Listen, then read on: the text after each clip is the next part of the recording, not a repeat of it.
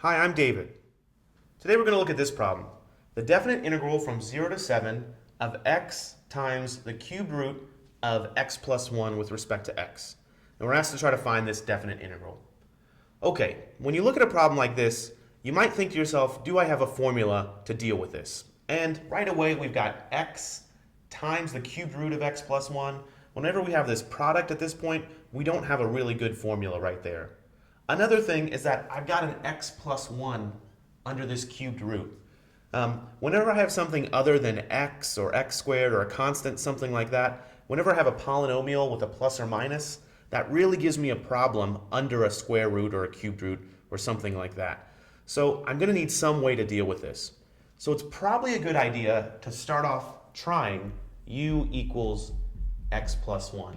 Because when I rewrite this integral, I'm going to have the integral of the cubed root of u in there, and that's something I can deal with. Okay, so let's see if that works out. If I picked u equals x plus 1, then du would equal, well, the derivative of x plus 1 with respect to x is just 1, but then I can't forget this dx, so 1 times dx. And I feel good about that because this dx is right here, so I can go ahead and just replace it with a du. Great. The x right here, that x is going to give me a problem. So how do I deal with that? Well, I know that since u equals x plus 1, x is going to equal, well, if I subtract 1 from both sides of that equation, x is going to equal u minus 1. So I could replace this x right here with a u minus 1. And then I think in the future, when I integrate this, I'll be able to bring this u to the 1/3 inside this parentheses, and I'll have a good chance of being able to integrate that. Because there's one more thing I've got to consider before I actually make this equal sign true, and that's my limits of integration. Whenever I have a definite integral, I've really got to consider my upper and lower limits of integration. So let's see how to deal with that. If x equals 7 is my upper limit of integration, with respect to x, what does that mean u should be? Well, I have this equation right here for how x and u are related to each other, so let's use it. U equals x plus 1, but in this case, x is equal to 7, so u should be equal to 8. So where x equals 7 was my upper limit of integration here, since my new variable is u is going to be equal to 8. My upper limit of integration is going to be u equals 8. Let's do the same thing for the lower limit of integration. X equals 0. Well, if x equals 0, u is going to equal 0 plus 1, x value plus 1, which in this case is going to be 1.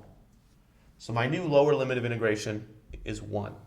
That's a really important step that we cannot forget. Whenever I have a definite integral and I'm going to use u substitution, I really have to consider these lower and upper limits of integration. Okay, now I've done a lot of work, and I've rewritten this integrand, which was in terms of x, and the limits of integration, which were referring to x, to a new integrand, all in terms of u, and my lower and upper limits of integration referring to u. Okay, so let's rewrite this. This equals the integral from 1 to 8. Let's see. I know that u to the 1/3 is the same as the cubed root of u. So I know that this is the same as u to the 1/3 right here. And I'm going to bring that inside the parentheses. So u to the 1/3 times u to the 1 is the same as u to the 4/3. Minus, well, u to the 1/3 times 1 is just u to the 1/3 du. Well, now I have forms that I can integrate. I can use my power rule here. So let's see. U to the 4/3, the integral of that will be u to the, well, I need to add 1 to 4/3. 4/3 plus 3/3 is 7/3. So u to the 7/3. And then I multiply by 1 over 7/3. Minus, same thing, 1/3 plus 1, 1/3 plus 3/3 is 4/3. And then I multiply by 1 over 4/3. And this whole thing is evaluated from u equals 1 to 8.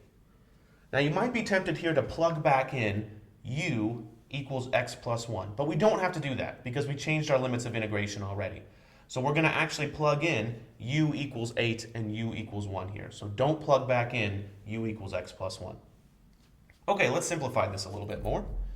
Let's see, if I plug in an 8, I'll have, well, 1 over 7 thirds is the same as 3 sevenths. And I'll have an 8 to the 7 thirds minus 1 over 4 thirds is the same as 3 fourths. And I'll have an 8 to the 4 thirds. Now you might be a little worried here about plugging in 8 to the 7 thirds or 8 to the 4 thirds, but luckily 8 is a perfect cube, so I can take the cubed root of it is 2 and then raise it to the 7th power, but we'll do that in a minute. If you didn't like that, you could always plug it into your calculator, but we'll see that step in a moment. Okay, now I've got to subtract what I get when I plug in a 1. I've got the same thing that I started with. Let's see, 3 sevenths times 1 to the 7 thirds. I always like raising 1 to a power. That's pretty easy. 1 to the 7 thirds is just 1. Minus 3 fourths times 1 to the 4 third. Okay, so this will be my answer, whatever this is. Let's simplify a little more. Let me write out what I was kind of talking about here. So 8 to the 7 thirds. Well, that's the cubed root of 8 raised to the 7th power.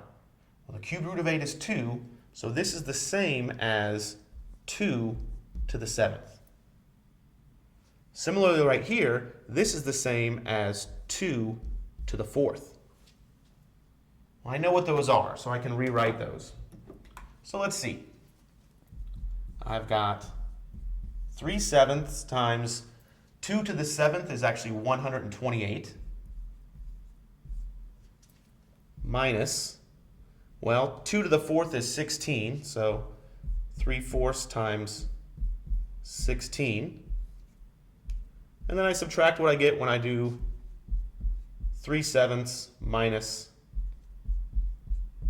3 fourths. Okay, I'm going to simplify this a little bit more, not a lot more, because pretty soon I'm going to plug it into my calculator. Let's see, this is going to be 3 times 128. Let's see, 3 times 100 is 300, 3 times 20 is 60, and 3 times 8 is 24. So that is 384 over 7 minus, let's see, 3 times 16 is 30 plus 18, 48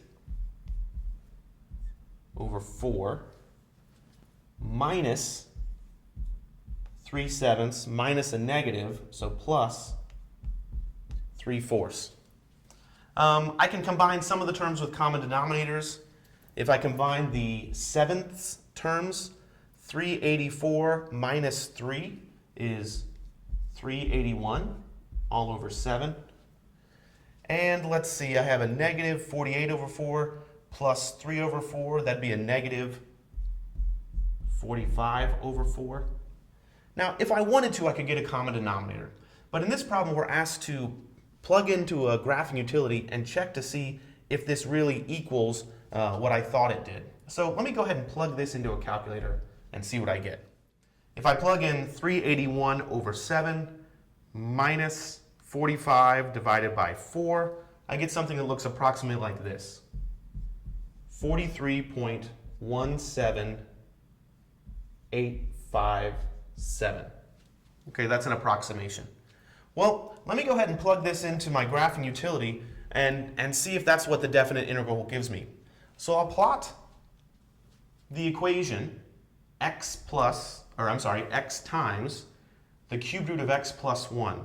Now, when I do the cubed root of x plus 1, I'm going to put x plus 1 in parentheses and raise it to the 1/3 power. And two things I'm going to be careful about there. I'm going to keep the x plus 1 in parentheses, and I'm going to keep the 1/3 in parentheses. So I'm really writing this as y equals x times x plus 1 raised to the 1/3. And I want to really keep those parentheses in there because that's important. So I'll graph that, and then I'll calculate the definite integral. If I calculate the definite integral, The only other thing I need to give it are my lower and upper limits of integration. Since I've put it in terms of x, my lower limit of integration will be 0. My upper limit of integration will be 7.